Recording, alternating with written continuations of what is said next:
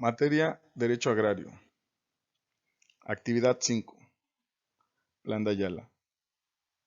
Alumno: Cristian Francisco Villegas Flores. El tema que nos atañe es el Plan de Ayala, documento elaborado por el Ejército Revolucionario del Sur del estado de Morelos. Iniciaré mencionando que a principios del siglo XX surge en México diversas rebeliones en contra del gobierno de Porfirio Díaz Morio, el cual llevaba aproximadamente 32 años de presidente en el país.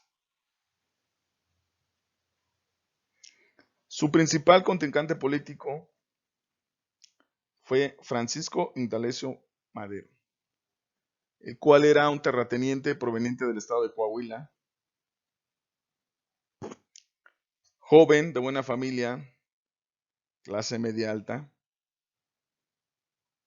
el cual tenía claros sus planes y metas políticas. Poco a poco fue tomando fuerza para enfrentar al actual presidente de ese momento, el cual no estaba acostumbrado a tener un contrapeso político y mucho menos a perder las elecciones. Por lo cual,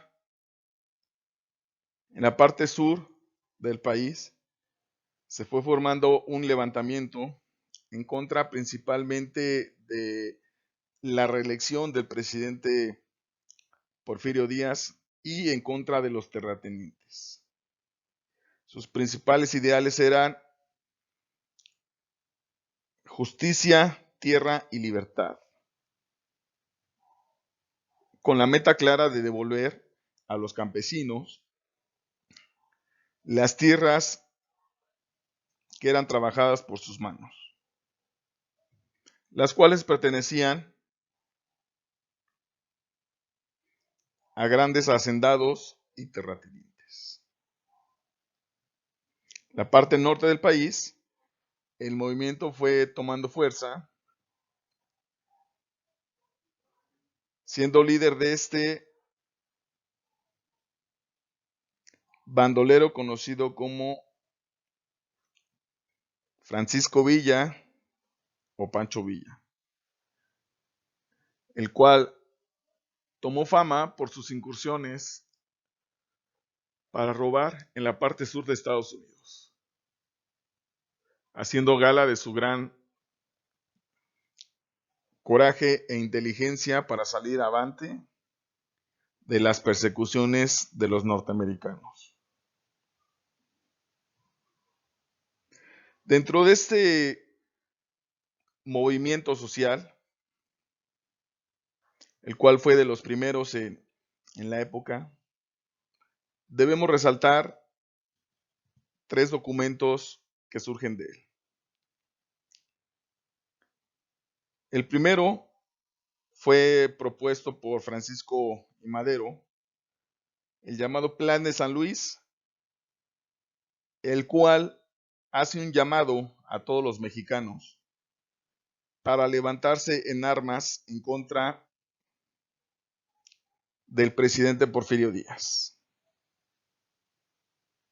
A ese llamado del Plan de San Luis responde los antes mencionados Emiliano Zapata Salazar en la parte centro y sur de Morelos y en la parte norte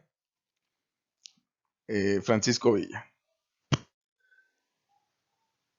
Emiliano Zapata es el héroe, el caudillo que destaca de este movimiento en el estado de Morelos, tomando la primera ciudad de Cuautla, que es hacia donde avanza, teniendo ahí sus primeros enfrentamientos en contra del ejército del presidente, saliendo victorioso. Sus principales integrantes de este ejército rural, pues son principalmente campesinos. Campesinos, pero también algunos profesionistas, como el maestro Otilio Montaño, quien es el escritor principal del Plan de Ayala, documento que surge un año después de iniciar el movimiento. Se firma el 28 de noviembre de 1911. Zapata hizo un gran trabajo al reunir a todos aquellos que querían luchar por lo que se les pertenecía. Su movimiento le dio un sentido social a la Revolución Mexicana. Así los generales Emiliano Zapata,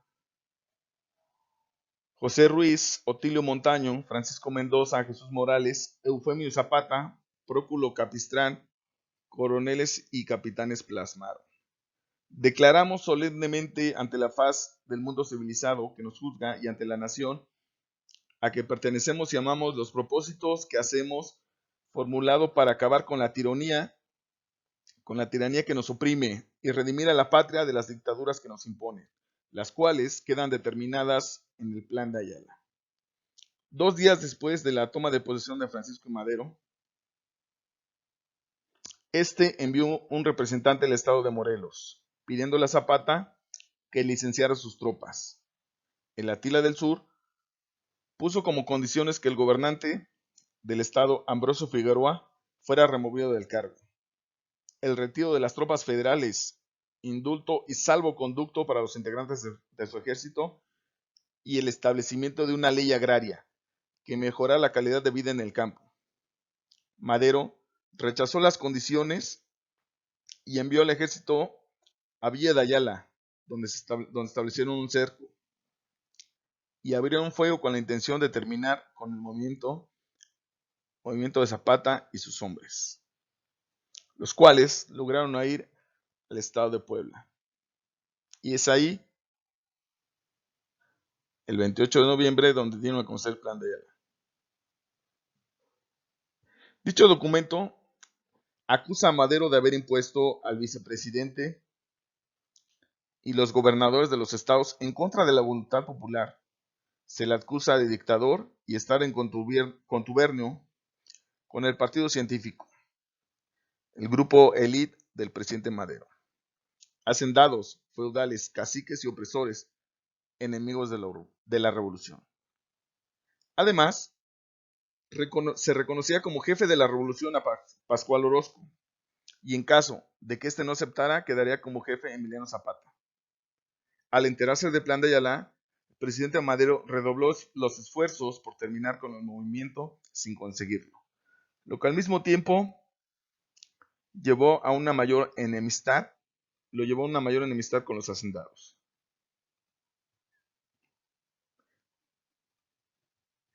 Si el presidente Madero y otros enemigos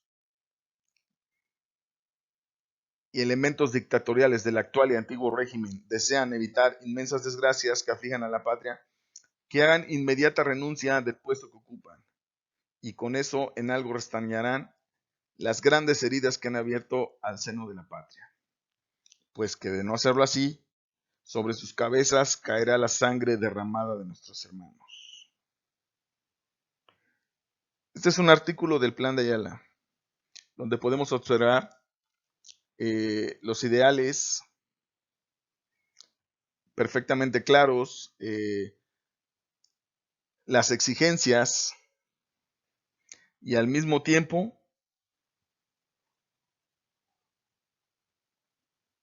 las posibles consecuencias de no hacerlo, de no atender esta exigencia, donde donde exigen la renuncia del presidente Madero por no cumplir con los acuerdos que tenían. ¿Cuáles eran estos acuerdos? Pues entregar la tierra a los campesinos.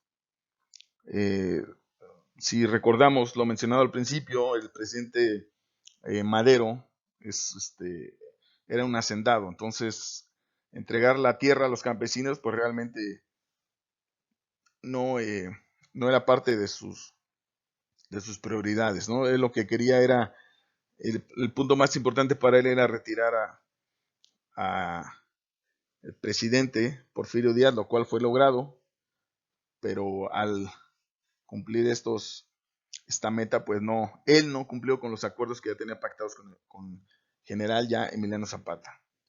A lo largo de 1912, la lucha entre zapatistas y el gobierno fue de reducida intensidad entre los pocos y pequeños grupos de rebeldes zapatistas y las tropas del general Felipe Ángeles, quien había recibido instrucciones de Madero de que la lucha no fuera excesivamente violenta. De no haber sido por el zapatismo, Madero no hubiera triunfado, no hubiera ganado la guerra con el presidente Porfirio Díaz. Fue Zapata quien encargó a Madero y le dijo que aquellas libertades políticas no le eran suficientes para resolver los problemas de la sociedad rural, que en ese entonces representaba un 90% de la población. Emiliano Zapata tuvo la visión y la fuerza para decirle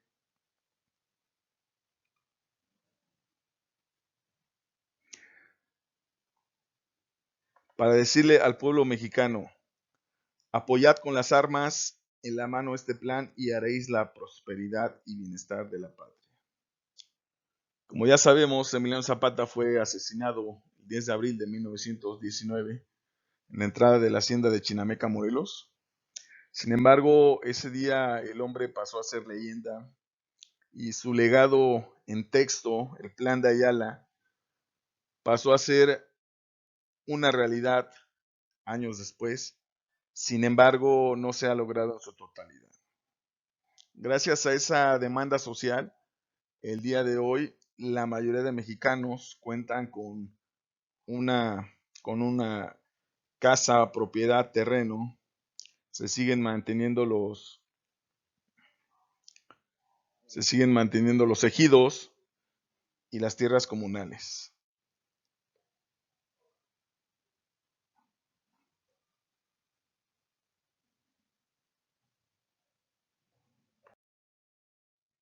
Materia: Derecho Agrario. Actividad 5. Plan de Ayala. Alumno: Cristian Francisco Villegas Flores.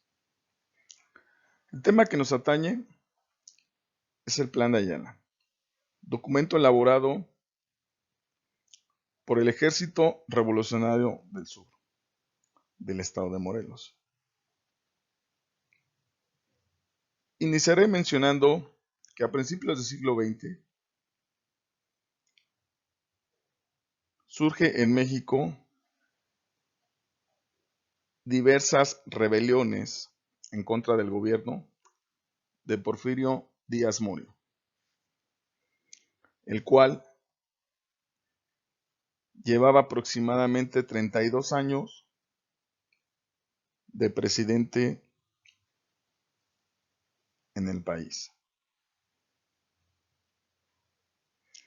Su principal contrincante político fue Francisco Indalecio Madero, el cual era un terrateniente proveniente del estado de Coahuila, joven, de buena familia, clase media alta, el cual tenía claros sus planes y metas políticas. Poco a poco fue tomando fuerza para enfrentar al actual presidente de ese momento, el cual no estaba acostumbrado a tener un contrapeso político y mucho menos a perder las elecciones. Por lo cual, en la parte sur del país se fue formando un levantamiento en contra principalmente de la reelección del presidente Porfirio Díaz y en contra de los terratenientes. Sus principales ideales eran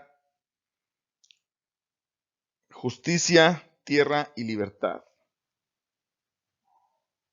con la meta clara de devolver a los campesinos las tierras que eran trabajadas por sus manos, las cuales pertenecían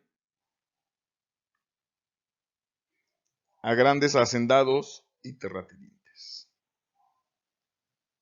La parte norte del país, el movimiento fue tomando fuerza, siendo líder de este bandolero conocido como